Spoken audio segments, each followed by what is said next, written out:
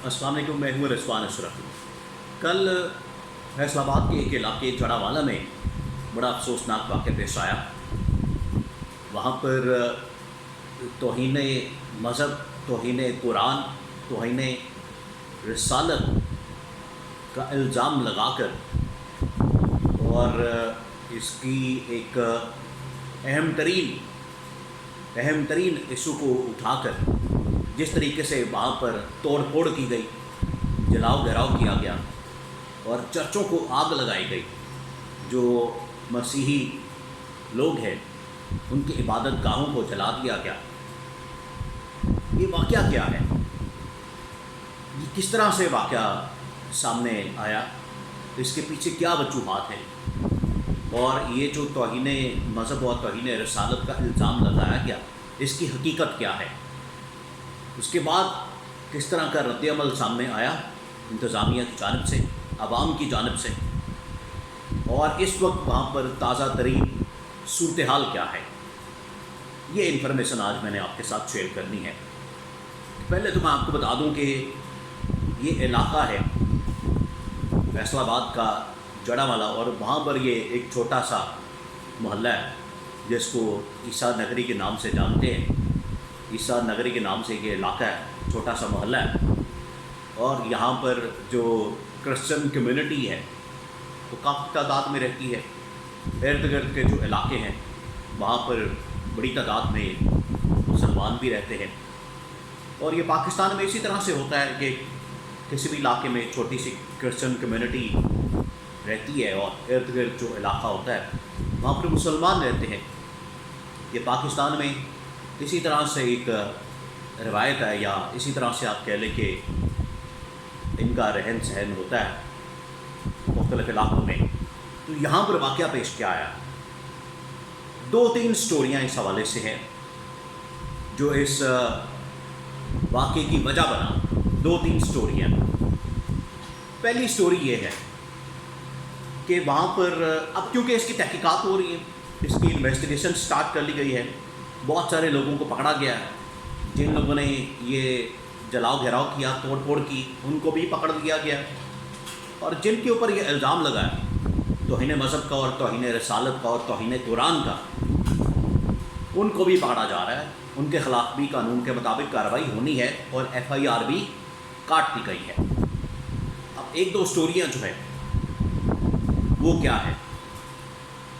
यहाँ पर एक स्टोरी ये है कि जो क्रिश्चियन कम्युनिटी है उनके आपस में 2-3 दोस्तों के या 2-3 लोगों के आपस में कोई इख्तलाफात या कोई लड़ाई झगड़ा होता है, और आमिर नामी शख्स के ऊपर ये पूरा एक मामला डालने के लिए, पूरा मुद्दा डालने के लिए और उसको इस पूरे मामले में फंसाने के लिए उसका नाम इस्तेमाल किया गया 2 लोगों की जानिब से, और उन्होंने वहाँ पर तौहीन आमेज़ हरकतें की, जो कि तौहीन कुरान, तौहीन रिसालत और इस तरह की कुरान के सफ़ात के ऊपर तहरीरें लिखी, या सादा सफ़ों के ऊपर इस तरह की तहरीरें लिखी जो कि तौहीन रिसालत और तौहीन मज़हब और तौहीन कुरान के ज़ुमरे में आती हैं। उसके बाद ये 1-2 लोगों के हाथ लगती है ये चीज़, ये तहरीर हाथ लगती है या ये सफ़ात हाथ लगते हैं, तो मस्जिद से ऐलानात किए जाते हैं, वहाँ पर उसको फिर फैलाया जाता है, पूरे इलाके में उसको सर्कुलेट किया जाता है। तो होना तो ये चाहिए था। अब एक ये स्टोरी है कि आपस में क्योंकि उनकी लड़ाई थी, कोई झगड़ा था या एक शख्स के ऊपर मुद्दा डालने के लिए, तो क्रिश्चियन कम्युनिटी की जानिब से इस तरह की हरकत की गई, और ये वाक़या तो तौहीन का वहाँ पर जो तस्वीरें वायरल हुई हैं वो वहाँ पर मौजूद है, जिसकी वजह से सारा फिर ये इश्तियाल और उसके बाद बड़ा सख्त किस्म का रद्द-ए-अमल सामने आया। इस किस्म का रद्द-ए-अमल तो नहीं सामने आना चाहिए था, जहाँ पर ये अमल काबिल मसम्मत है, ये कुरान पाक की तौहीन करना या फिर तौहीन रिसालत करना, ये काबिल मज़म्मत एक अमल है। इसकी जितनी मज़म्मत की जाए वो कम है, लेकिन साथ ही साथ اس کی آڑ میں یا اس کا ایک بہانہ لے کے، کیونکہ اس کے بعد اگر اس طرح کا کوئی واقعہ ہوتا ہے تو اس کے بعد یہ انتظامیہ، اور انتظامیہ کے بعد یہ عدالت کی ذمہ داری ہے، ایک تو پولیس کے بعد عدالت، کہ انہوں نے سارے واقعے کی تحقیقات کر کے جو بھی ملزم اور جو بھی مجرم ہے ان کو کٹہرے میں لانا ہے۔ یہ واقعہ پیش آیا، یا تو پھر یہ کوئی لڑائی آپس میں ہوئی ہے، ان کی وجہ سے کسی ایک شخص کے اوپر ڈالنے کی کوشش کی گئی، یا پھر اس شخص نے خود اس طرح کا کوئی کام کیا ہے۔ یہ دو اس کے پیچھے سٹوریاں ہیں۔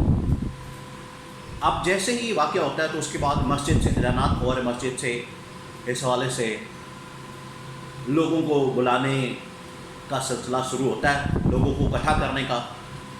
اور پاکستان میں یہ معاملہ آپ کو پتہ ہے کہ یہ بڑا حساس ہے، اس کے ساتھ سب لوگوں کی، مسلمانوں کی جذباتی کیفیت ہے، جذباتیت اس کے ساتھ منسلک ہے۔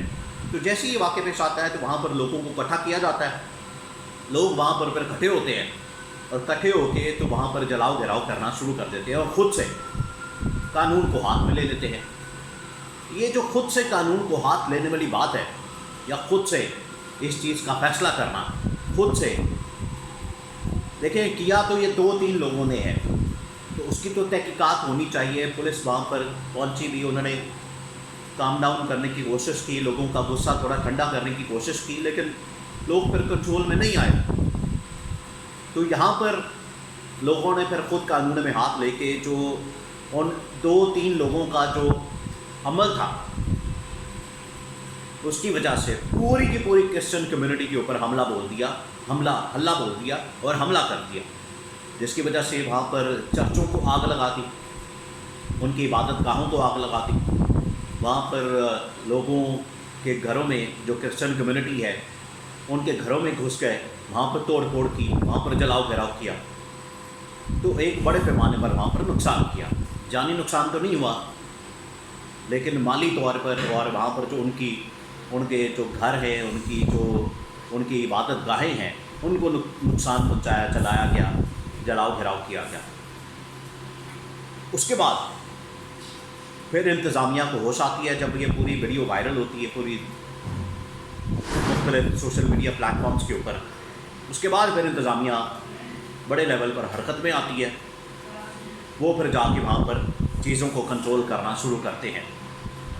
تو وہاں پر رات گئے رینجرز بلا لی جاتی ہے، پولیس تھوڑا بہت کنٹرول کرتی ہے، لیکن پولیس کے ہاتھ میں وہ کنٹرول پبلک نہیں ہوتی، ایک دوسرے کے اوپر پھر یہ پتھراؤ وغیرہ کرتے ہیں، شیلنگ وغیرہ ہوتی ہے، اور ایون کہ ہوائی فائرنگ بھی کی جاتی ہے پولیس کی جانب سے، لیکن صورتحال کنٹرول نہیں ہوتی، آؤٹ آف کنٹرول رہتی ہے۔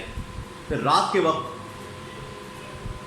آئی جی پنجاب بھی، سیکرٹری جو پنجاب کے سیکرٹری ہیں وہ بھی دورہ کرتے ہیں، جاتے ہیں، اور وہاں پر ان سے دیکھتے ہیں صورتحال کو، وہاں پر چیک کرتے ہیں۔ پھر رات کے وقت رینجرز کو بھی کال کر لیا جاتا ہے، رینجرز کو بھی بلا لیا جاتا ہے۔ اب صورتحال وہاں پر یہ ہے کہ وہاں پر پکڑ دکڑ کا سلسلہ شروع ہو گیا، جن لوگوں نے یہ جلاؤ گھیراؤ کیا ہے، یہ توڑ پھوڑ کی ہے، ان کو بھی پکڑا جا رہا ہے۔ اب تک تقریباً 100 کے قریب لوگ پکڑے جا چکے ہیں۔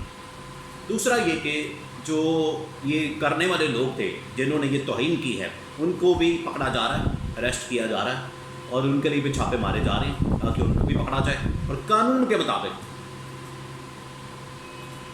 عدالت اس کو سزا دے اور اس کا تعین کرے، اور قانون کے مطابق اس معاملے کو لے کر آگے چلا جائے۔